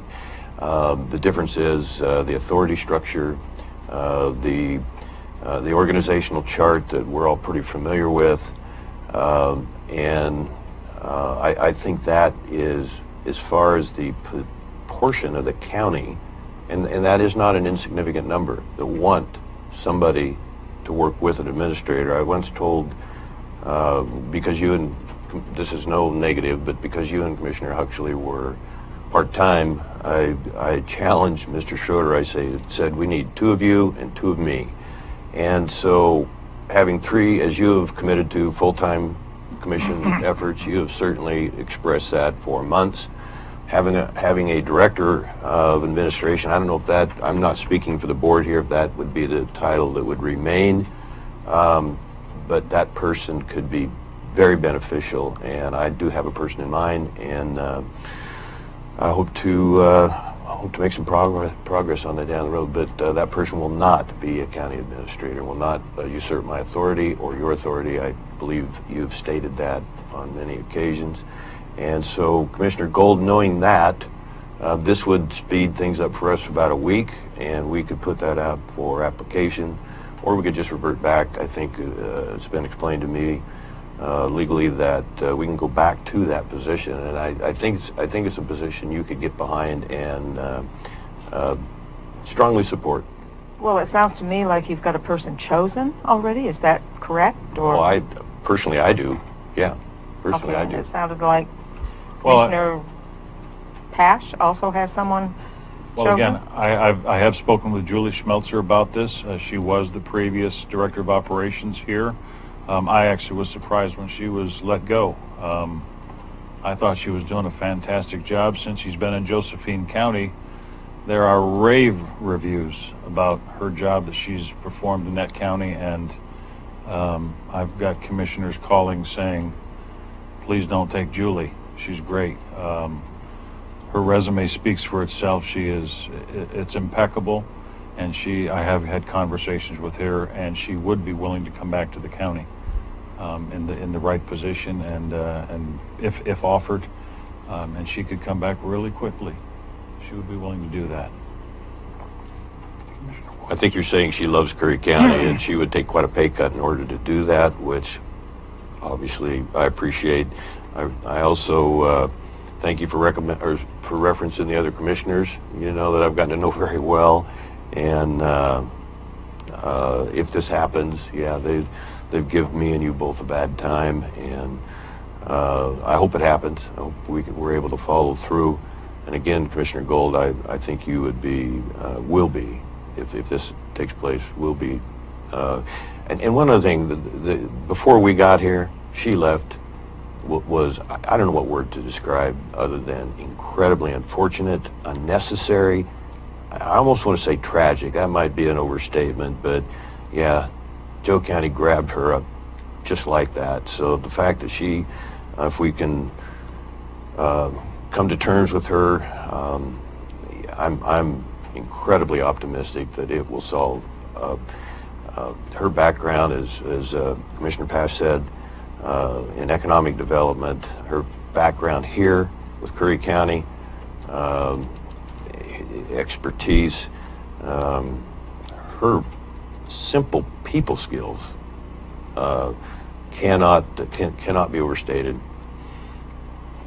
Commissioner Gold? I would say we're kind of putting the cart before the horse, simply because when you're hiring someone, I'm going to defer to Council Huddle. Don't we have to go through certain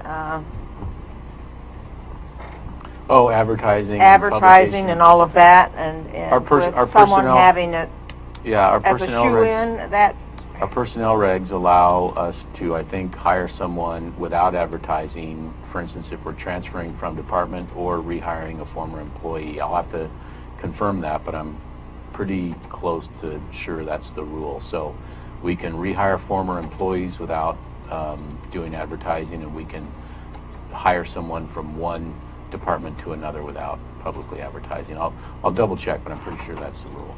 yeah, I was just getting a little uncomfortable with the discussion. I have to me, nothing against the woman. I think if I'm understanding what's happening correctly, you're being urged to change your vote from a no to a yes, so that this emergency ordinance can be adopted in a single meeting, so that the two other commissioners can move on with the changes. Technically, this would not be effective until the second reading, and if you vote no, and therefore,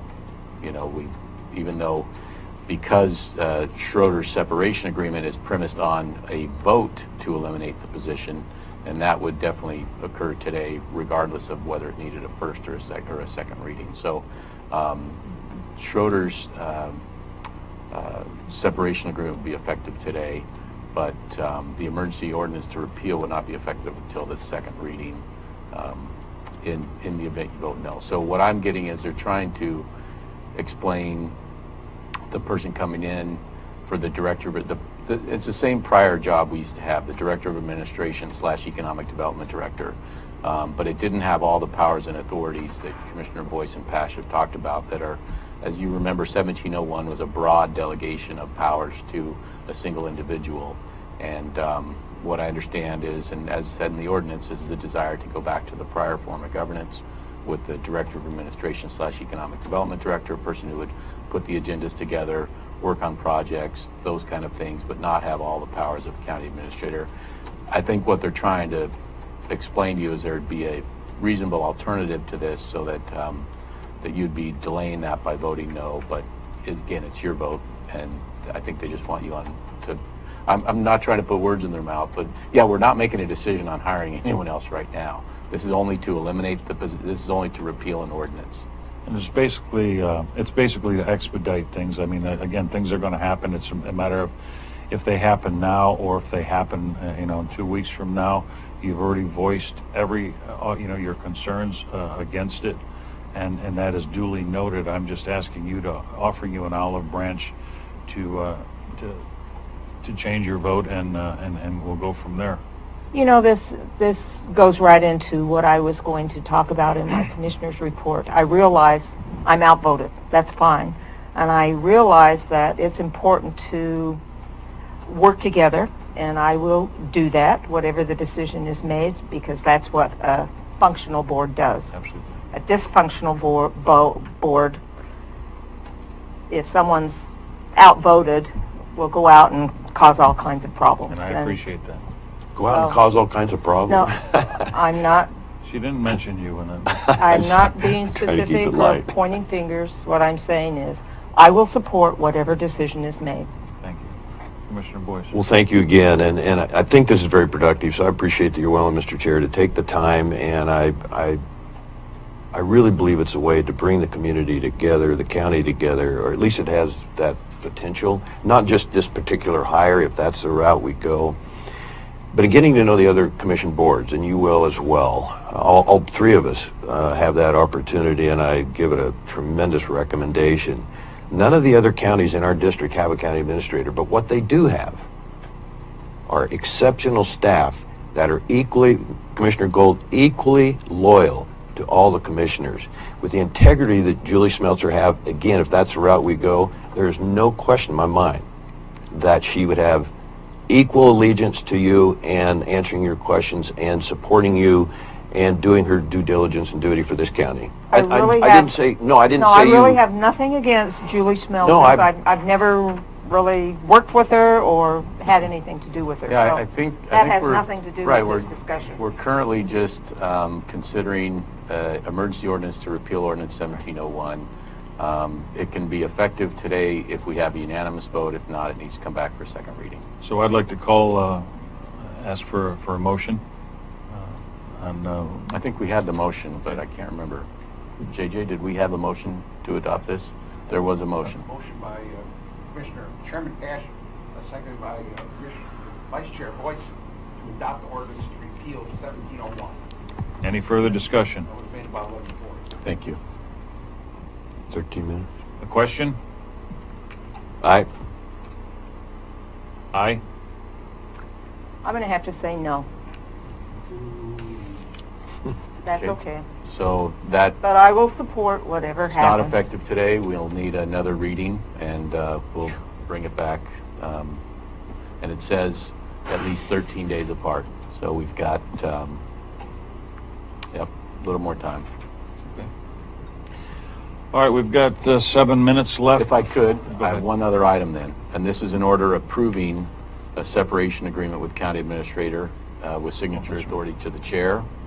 And we voted to repeal ordinance 1701. The county administrator and the county desire to enter into a separation agreement with the mutual release and mutual non-disparagement. And therefore then the county commissioners that the separation agreement with the county administrator is approved with signature authority to the chair. And so I'm seeking a motion to approve that. I make a motion to approve the separation agreement.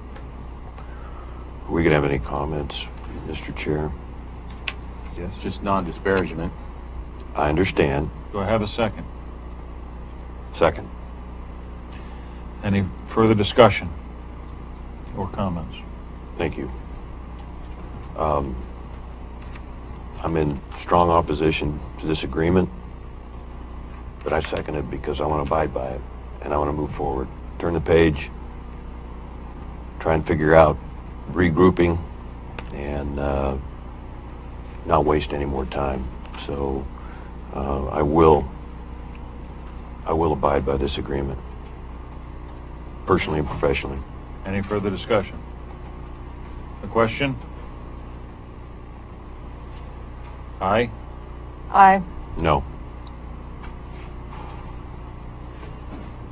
All right, we have 5 minutes left before lunch. Do we want to take our lunch now? And Is there any further business? well, we've got commissioner updates, and then we've got comment for the good of the order. I need like 2 minutes, 3 minutes maybe. I don't have any comments. So do you have any more comments? Yeah, I have a few comments. It'll be short, sweet, and to Okay, the point. Commissioner Gold. As usual. I got a piece of information from Beth Barker Hidalgo, and she wanted this read in. I'm not going to read the whole thing, but she wanted to talk about a survey from the Oregon Food Bank Network, and I'm just going to give you a quick update here. 69% of all households accessing food pantries are 100% or below the federal poverty level. With added food from the pantry, 79% of survey takers meet their household food needs for the month. 29% of survey respondents only access an emergency food bank 1 to 3 times a year, while 43% of the respondents indicated that they came to a food pantry 10 or more times in the last 12 months. Okay, I'm just going to stop at that. If JJ wants to put this on the website, I would appreciate that. Also, I attended quite a long meeting yesterday that was talking about boards and functional boards, and I just wanted to give a little bit of what happened there as far as what are functional boards, and I'm just going to give you some highlights here. One of the big things of a functional board is if there is a vote that doesn't agree with everybody else, the board should be unified in supporting this decision, and I vow that I will do this once the decision is made. Also, it's important that we have diversity of opinions. Also, the board needs to be willing to abide by its own rules, policies, and code of ethical conduct. Also, respect for the confidentiality requirement of a board meeting in executive sessions is important, and an effort to foster unity, harmony, and open communications with the board. And bottom line, integrity is right at the top of everything. And one other thing, I attended trash meeting today. I call it trash, but there's been a big push for people in the unincorporated areas to be able to recycle. So they're going to be getting this up and running within the next 2 months, which is very, very good. And our county is doing very well in the amount of contamination that is in the recycle bins. We're at 1.5%. The average rate is 15%. So I think that's amazing. Right now it's just available in the cities. So it's going to go into the unincorporated areas soon, which I think is exciting. Plus Cape Farrell, my area. Thank you. That's it. Commissioner Boyce? So 4 minutes, 5 minutes, okay? Well, we're going to run against the time constraints, so What would you like me to do? as brief as you can be, sir. Oh, that rings a bell. Okay, here we go. On the screen, I have the Excel sheet that shows every dime spent on county travel, both personally and through the county budget for the full 2 years. It will be on my website my portion of the county website. My apologies. State of the county presentation, I'm going to do that subject to the board's approval on the 16th. Loyal opposition to Commissioner Gold's January 2nd presentation. Nicely done, by the way. Update, I'll be in on Brookings Radio for a half hour tomorrow at 1:30 if anybody wants to send in a booze or even has questions with Steve Braun, and meeting with Gary Millman. Then I have a group I'm meeting in Brookings with healthcare issues. And then that afternoon I'll be meeting with Community Health Executive Director Ken Duque on recruiting healthcare providers for Curry County. I'm hoping that the board can take an active, at least supportive role in that. And then early Monday morning, I'm going to the AOC Legislative Days. I mentioned leaving at 7. You know, I'll probably come back that night. I don't think I'll stay.